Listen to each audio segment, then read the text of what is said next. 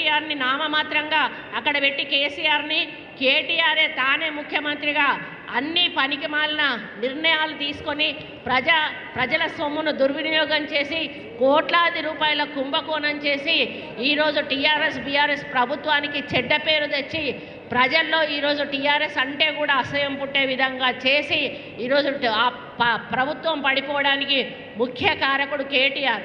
మరి నోరు మూసుకొని ఊకోవాలి కదా. ఇప్పటికైనా ఓడిపోయినాం, మేము తప్పు చేసినాం కాబట్టి మమ్మల్ని ఓడగొట్టారు. ఒక 5 సంవత్సరాల కాలం మరి అధికారం చేస్తున్న కాంగ్రెస్ పార్టీని వాళ్ళ పని వాళ్ళని చేసుకొని ఇవ్వాలి. 5 ఏళ్ల తర్వాత వాళ్ళు ఏం చేశారో ఏం చేయలేదు అప్పుడు ప్రజల ముందుకెళ్ళి ఓట్లు అడుగుదామనేటువంటి సోవి కూడా లేకుండా మనం గెలిచిన తెల్లారి నుంచే మన మీద విష ప్రచారం చేయడం ప్రారంభం చేసిండు. ఆయనకి ఎక్కడ దిక్కుదోచడం లేదు. 10 ఏళ్ల అధికారంలో మరి ఒక అనుభవంతో ఉండి అంటే అధికారాన్ని అనుభవించి ఒకటేసారి అధికారం చేతు జారిపోయే వరకు పిచ్చెక్కి ఏం చేస్తున్నాడో అర్థం కానట్టు పరిస్థితి ఉంది. ఆయనకి ఎటు చూసినా ఏం దొరుకుతలేదు.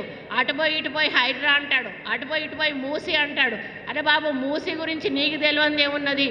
చేసిందంతా నువ్వే చేసి ఈరోజు కాంగ్రెస్ మీద నెట్టి మూసి అని చెప్పి మూసి నిర్వాసితులను ఈరోజు ఎందుకు నువ్వు రెచ్చగొడతా ఉన్నావు అని చెప్పి సందర్భంగా అడుగుతా ఉన్నాను. సరి అయిన కారణాలు చూపెట్టండి. ప్రభుత్వం ఏదైనా పని చేయకపోతే ఈ పని చెయ్యట్లేదు, ఇది చేసే అవకాశం ఉన్నది, ప్రజలకు మేలు జరుగుతుంది అని సూచనలు ఇవ్వండి.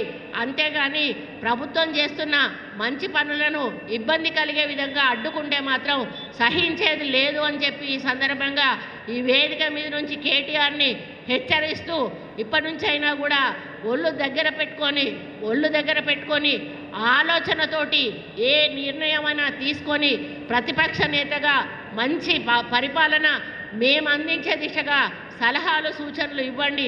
అంతేగాని ప్రభుత్వ చర్యలకు పనులకు అడ్డుపడితే మాత్రం ప్రజలు ఊరుకోరు అని చెప్పి హెచ్చరిస్తూ మరి నూతనంగా ఈరోజు ప్రమాణ స్వీకారం చేస్తున్నటువంటి మార్కెట్ కమిటీ చైర్మన్ గారికి సభ్యులందరికీ కూడా శుభాకాంక్షలు తెలియజేస్తూ మీ కాలంలో ఈ మార్కెట్లో మరి ఇక్కడికి వచ్చే రైతుల సమస్యలు కానీ మన రైతు అంటే కూలీలకు చెందినటువంటి సమస్యలు కానీ ఏ ఉన్నా కూడా మరి దీనికి సంబంధించినటువంటి తుమ్మల నాగేశ్వరరావు మెంటాలిటీ నాకు బాగా తెలుసు.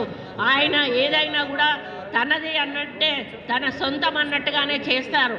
ఈరోజు ఆయన డిపార్ట్మెంట్ మీద ఆయనకున్న పట్ల ఎవరికి కూడా ఉండదు.